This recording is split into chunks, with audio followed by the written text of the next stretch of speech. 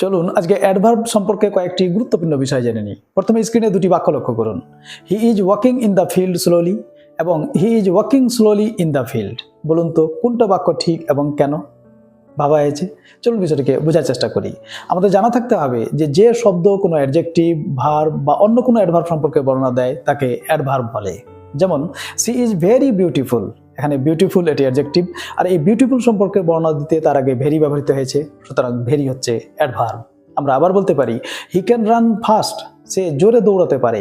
এখানে ফাস্ট শব্দটি রান সম্পর্কে বর্ণনা দিচ্ছে, রান একটি ভার্ব, ওই জন্য ফাস্ট হচ্ছে অ্যাডভার্ব। আমরা আবার বলতে পারি he can run very fast, সে খুব জোরে দৌড়াতে পারে। এখানে ফাস্ট অ্যাডভার্ব, আর এই অ্যাডভার্ব সম্পর্কে বর্ণনা দিতে তার আগে ভেরি ব্যবহৃত হয়েছে, সুতরাং এখানে ভেরিও অ্যাডভার্ব। রাইট। এবার আমাদের জানা থাকতে হবে যে এই অ্যাডভার্ব বিভিন্ন ধরনের হয়। যে সমস্ত অ্যাডভার্ব কাজের ধরন বর্ণনা করে তাকে অ্যাডভার্ব অফ ম্যানার বলে, যেমন slowly, quickly, nicely, happily. Right. আবার যে সমস্ত অ্যাডভার্ব কোনো স্থানের বর্ণনা দেয় তাকে অ্যাডভার্ব অফ প্লেস বলে, যেমন here, there, inside, outside.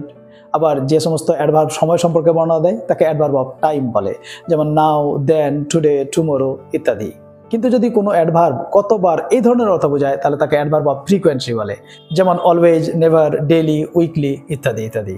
Right. এবার যে গুরুত্বপূর্ণ নিয়মটি আমাদের মনে রাখতে হবে সেটি হচ্ছে যে বিভিন্ন ধরনের অ্যাডভার্ব যদি পাশাপাশি অবস্থান করে তাহলে তাদেরকে MPT এই সূত্র অনুসারে সাজিয়ে লিখতে হয়। M মানে ম্যানার অর্থাৎ কাজের ধরন, এটি প্রথমে লিখতে হবে। P মানে প্লেস অর্থাৎ যদি স্থানের বর্ণনা থাকে তাহলে সেটি তারপরে লিখতে হবে, এবং T মানে টাইম অর্থাৎ যদি সময়ের বর্ণনা থাকে তাহলে সময়কে সবসময় শেষে লিখতে হয়। চলুন একটি উদাহরণের মাধ্যমে বোঝার চেষ্টা করি। রিয়া গতকাল বিদ্যালয়ে মধুর সুরে একটি গান গেয়েছিল। আমরা যদি ইংরেজি অনুবাদ করি তাহলে কি হবে? Riya স্যাং a song sweetly at school yesterday। লক্ষ্য করুন এখানে সুইটলি মধুর সুরে এটা কাজের ধরন অর্থাৎ ম্যানার, ওই জন্য প্রথমে বসেছে। অ্যাট স্কুল এটা স্থানের বর্ণনা দিচ্ছে অর্থাৎ প্লেস, ওই জন্য তারপরে বসেছে। এবং yesterday এটা সময়ের বর্ণনা দিচ্ছে অর্থাৎ টাইম, ওই জন্য শেষে বসেছে। তবে আমাদের আরো মনে রাখতে হবে যদি অ্যাডভার্ব অফ ফ্রিকোয়েন্সি থাকে অর্থাৎ কতবার এই ধরনের অর্থ বোঝায় এমন অ্যাডভার্ব থাকলে সেটি সাধারণত ভার্বের আগে লিখতে হয়।